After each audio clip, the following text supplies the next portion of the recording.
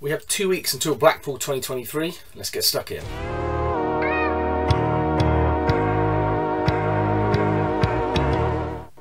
This is hopefully a quick guide to Blackpool 2023. My name's Chris Webb and I've been going for about 15 years to the conventions. I have a lot of the old name badges and the lanyards to prove it to do so as well. Money there with different types of ones, satellite shows, and the earliest I can find is 2006 on a mere piece of cardboard with a gold sticker. So the idea of this video is to give you a rough idea for beginners and for existing conventioners that go to the Blackpool Magic Convention. As I said, I've been going for quite a long time and I'm in no way affiliated to the Blackpool Magic club or society or the convention in that sense. This is purely from my own experience because there's a lot of do's and don'ts that I've seen happen over the years, including for myself and learning the hard way and seeing others do it too. The first thing on the agenda of this is to plan the day ahead. This will sound silly, but trust me, this works well, especially if you're in a group. When you're having breakfast or even a few weeks or prior to before the convention, it's nice to know what's on, what variety there is, and there's tons of variety, and that's the great thing that the convention does put on every single year. And the benefit is, especially from last year and to this year, and literally the updates come through this morning because I'm on Android rather, the actual Blackpool Magic Convention app. So this is really, really good. This is fantastic. There's so many things to see on here. You can see where the dealers are, you can see where all the stands are, who's turning up. And a really cool thing is there's a lot of names on there that I didn't know personally myself, of magicians and acts and other talkers, and as well as, you know, for the lectures, because it's not all just about tricks, it's about presentation and loads more things. And I didn't know every single one of them. So each individual artist does have a bio on it, so it's worth to have a good little click and have a little look. And as well as that, the Blackpool Convention Facebook page, previously even to all of this, they've been putting up all the acts they've got and they have their little bios on them there. So I'll put the links in the bottom here for the Facebook Magic page and where you can get the app from for both Android and iOS. But go through the app itself, print out some bigger screenshots of the plans for the days. They're the big ones, the schedules. There are 3 big images that show you everything going across all different locations and sites at the convention. Definitely worth looking at these to have to see what lines up. And again, if you're in a group, you can just work out between you what you want to see. And another little side tip, you might not see everything, but don't worry. It's quite nice to see one lecture, then dip out, do a bit of the dealers, then go back to a lecture and keep doing this. And of course, you've got to fit lunch in there, you've got to fit dinner in there, in between around the gala shows, but that's another thing that we'll come on to in a second. Also with the lectures, see new things, see things that you wouldn't normally see. Go to talks that are not just teaching you tricks, because you'll pick up some valuable information more than just a trick to do. And on a side note about planning ahead, keep an eye out on social media over the next few weeks, because you're going to start to notice some magicians and creators and magic shops starting to release and even tease products that will be coming out of Blackpool. And you can even get your chance to kind of reserve some copies too. Some that have more limited runs and they will always have some stock for Blackpool. I saw Vinny Sagoo put something on Instagram yesterday, so things are popping up now even weeks ahead, so keep an eye out for that and you might be able to get yourself something before you even get there and pick it up as soon as you arrive.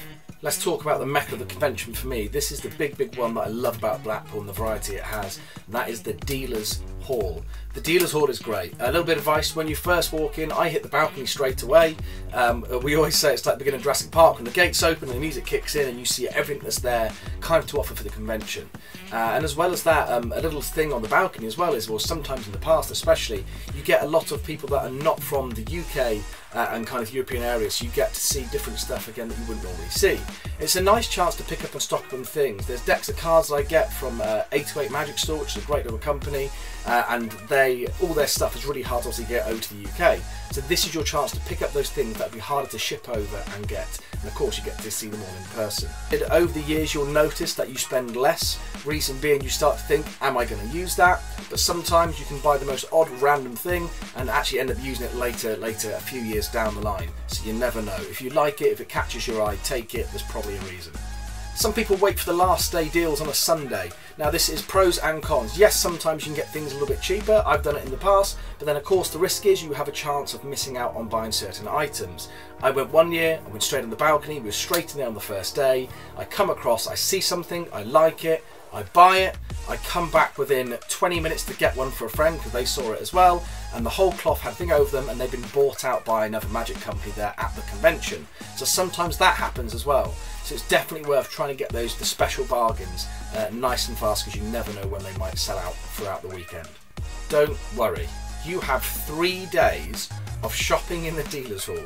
They're practically open, I think it's 9 or 10 to 5 throughout the day. You have plenty of time. I personally have a little shopping list before I go. There's certain things I want to see. Now I might see that thing on the day and realise it's not for me, but at least I've got something written down. So have a little hit list, a little kind of just a few items of things that you'd like to see in person to see if it does fit you and something that you will use. Clothing is key. This is super important. Wear decent shoes, good for walking, because you're going to be walking a lot from wherever you're staying, B&B hotel, to the complex, back to the Ruskin at night probably, which we'll come to in a minute, inside the convention centre, inside the winter gardens, all the way through, up and down the aisles of the dealers hall. I cannot express enough how good it is to have decent footwear. Very important. As well as that, a nice good coat too, because after the storm last year, getting in between, it can get pretty chilly in February up in the north. Can I give you a little secret, a little inside tip? It is your weekend off.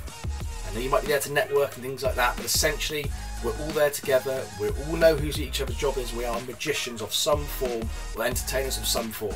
So you do not have to wear your full 3-piece suit, your polo top with your embroidered logo on of your company. It's fine, we all know we're magicians. Just relax, have a good time, have a few drinks, it's all fun. And I always mention deodorant, but come on, cleanliness is common sense.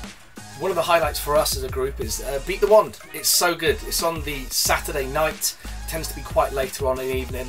Sometimes though the best way to get a good seat for that, because if you turn up late you will be standing at the back of the bar and it will be hard to see. It's still enjoyable, but it's good to see, and Sam is a great host of this and I hope he keeps doing it for years and years. But if you do want to get a good seat, you've got to get there early.